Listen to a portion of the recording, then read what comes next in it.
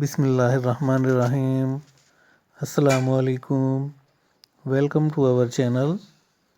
Today we will talk about enzymes. Enzymes ऐसे protein molecules हैं जो बायोलॉजिकली बहुत ही ज़्यादा एक्टिव होते हैं और लिविंग ऑर्गेनिजम्स के अंदर चलने वाली मेटाबॉलिज्म की गाड़ी को धक्का लगाकर उसकी स्पीड और ज़्यादा बढ़ा देते हैं।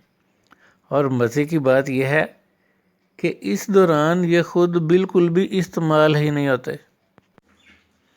अगर एनिमल्स की बॉडीज़ में एंजाइम्स ना होते तो उनके मेटाबॉलिज्म में होने वाले रिएक्शंस की रफ्तार इंतहाई ज़्यादा सुस्त हो जानी थी और इस तरह लाइफ का एग्जिस्ट करना ही इम्पॉसिबल बन जाना था। तो लाइफ का वजूद एंजाइम्स की वजह से ही कायम है। एंजाइम्स अमाइनो एसिड्स के बने हुए होते हैं और ये 3 डायमेंशनल ग्लोबुलर प्रोटीन मॉलिक्यूल्स हैं। एंजाइम्स के बारे में एक और बहुत ही ख़ास बात बताने लगा हूँ, पूरी तवज्जो और ध्यान से सुनिएगा। वो ये है कि एंजाइम का पूरा मॉलिक्यूल एंजाइम की एक्टिविटी में हिस्सा नहीं लेता। एंजाइम के मॉलिक्यूल का एक छोटा सा हिस्सा जिसे एक्टिव साइट कहते हैं, सिर्फ वो ही एंजाइम की कैटालाइसिस में हिस्सा लेता है। जिस भी सब्सटेंस के ऊपर एंजाइम्स अपना रिएक्शन करते हैं उस सब्सटेंस को सबस्ट्रेट कहा जाता है और सबस्ट्रेट पे रिएक्शन करने के बाद एंजाइम्स उसको जिन सब्सटेंसेस में बदल देते हैं उन सब्सटेंसेस को प्रोडक्ट्स कहा जाता है। डियर स्टूडेंट्स, एंजाइम्स को अपनी एक्टिविटी परफॉर्म करने के लिए कुछ नॉन प्रोटीन पार्ट्स की भी ज़रूरत होती है। इन नॉन प्रोटीन पार्ट्स को कोफैक्टर्स कहा जाता है। कोफैक्टर्स ऑर्गेनिक मॉलिक्यूल्स भी हो सकते हैं या इनऑर्गेनिक आयंस भी हो सकते हैं। इनऑर्गेनिक आयंस वाले कोफैक्टर्स को एक्टिवेटर्स के नाम से पुकारा जा सकता है, जैसे calcium ion, sodium ion, potassium ion, copper ion वगैरह। ये वाले आयंस और इसके अलावा बाकी इस तरह के दूसरे आयंस एक्टिवेटर्स कहलाते हैं। ऑर्गेनिक कोफैक्टर्स एंजाइम्स के साथ 2 तरह से पाए जाते हैं।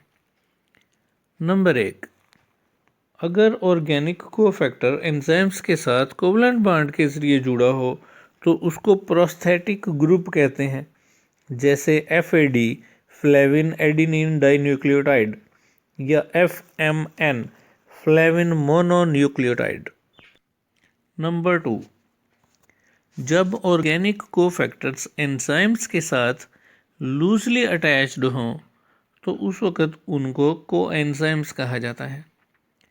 NAD+ यानी निकोटिनामाइड एडिनिन डाइन्यूक्लियोटाइड, NADP+ यानी निकोटिनामाइड एडिनिन डाइन्यूक्लियोटाइड फॉस्फेट और विटामिन्स, ये कोएंजाइम्स हैं। डियर स्टूडेंट्स, अगर एंजाइम्स अपने नॉन प्रोटीन पार्ट के बगैर हों तो उन्हें एपो एंजाइम्स कहा जाता है and these are inactive forms of enzyme. ये बिल्कुल भी अपना वर्क नहीं करेंगे, किसी रिएक्शन को कैटालाइज नहीं करेंगे। Complete enzymes including their protein part and non protein cofactor are called holo enzymes. Holo enzymes are the active forms of the enzymes. इसका मतलब यह हुआ कि हॉलो एंजाइम्स किसी न किसी रिएक्शन को कैटालाइज ज़रूर करेंगे।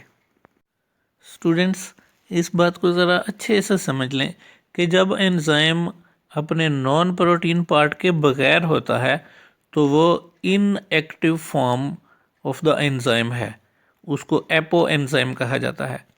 और एंजाइम अपने प्रोटीन पार्ट के साथ एक्टिव फॉर्म होता है और उसको हॉलो एंजाइम कहा जाता है। एंजाइम कहाँ पे पाए जाते हैं ये जानने के लिए अगली वीडियो ज़रूर देखिएगा।